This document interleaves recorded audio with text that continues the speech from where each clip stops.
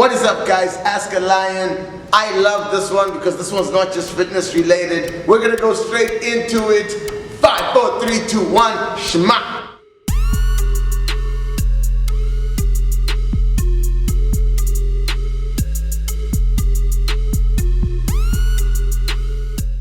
Question number 1, how did I get started? Well, I obviously, if you have or have not heard my dream, short version, got started, saw a missionary working out, wanted to work out, trained a bunch of kids in Zimbabwe, loved it so much that I wanted to come to the United States, got involved with the Rotary Club, came over here, went to school for personal training.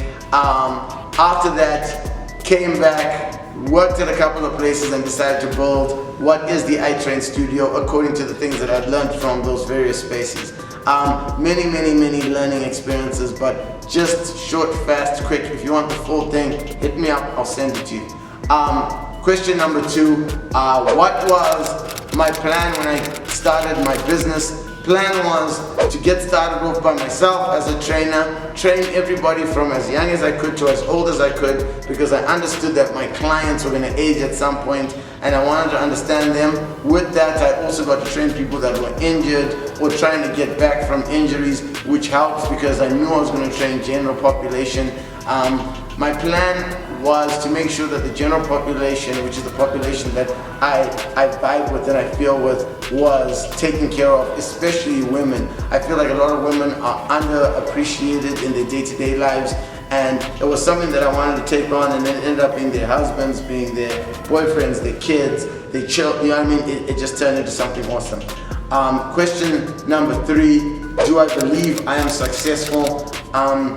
Personally, I believe that I'm doing good. As far as successful goes, I think everybody has their own version of what they call successful. My version of successful is not yet here, and if anything, mine doesn't actually involve the gym, which I know some people get upset about or confused about, but I think for me, my version of successful sees me somewhere laying down, looking out into the horizon with my mom and saying that we did it, and watching all this unfold rather than anything else. I think successful is going to be me sitting down next to her and us just laughing or cackling, as she likes to say.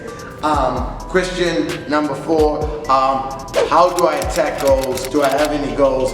I do have goals. How do I attack my goals is very different to how everybody else attacks with their goals. I usually start the year off with a goal list and I slowly hack away at my goal list depending on how I feel or what's going on and what the season is or what I'm primed for. I'll hack away at things. One of my big goals this year was to be on more stages, was to be hosting more events, and I'm actually doing a decent job at it, but I'm trying to get more.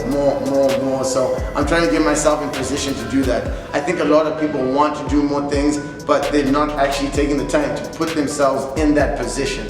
So you got to put yourself in that position, because there's a lot of my friends who said to me at the beginning of the year, I want to do this, I want to do this, I want to do this, I want to do this, I want to do this, but there's no application to it. It's all great and fun. We can sit around the table and talk about it, and yeah bro, we're going to do this, we're going to do this, and get hyped up, and in that moment our souls and hearts can be so fired up, but unless you start executing it, and the problem is people try to execute too much at once, or they don't execute at all.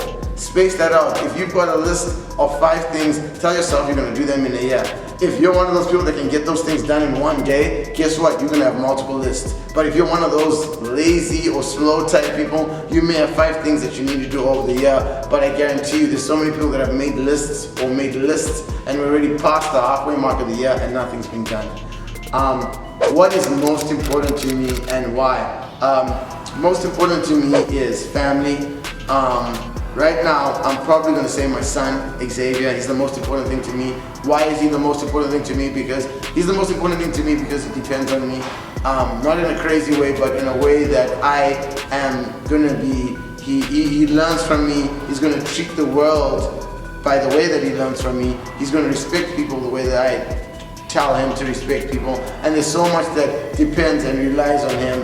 And just no matter what I'm going through, seeing his face, seeing him do his thing, it just brings everything back. It brings everything down to calamity. Whether the gym's doing well, whether the gym's not doing well, whether no matter what's going on, he's that one constant that I know that if I look at him, it's like, okay, this is one thing you put in the world that's absolutely great, absolutely amazing. With that said, thank you for asking the more real questions, because I love the questions. Make sure we carry on mixing these bad boys up. As usual, text them, Insta-greasy me. Make sure you watch the commotion video that is floating around somewhere in the space. Please.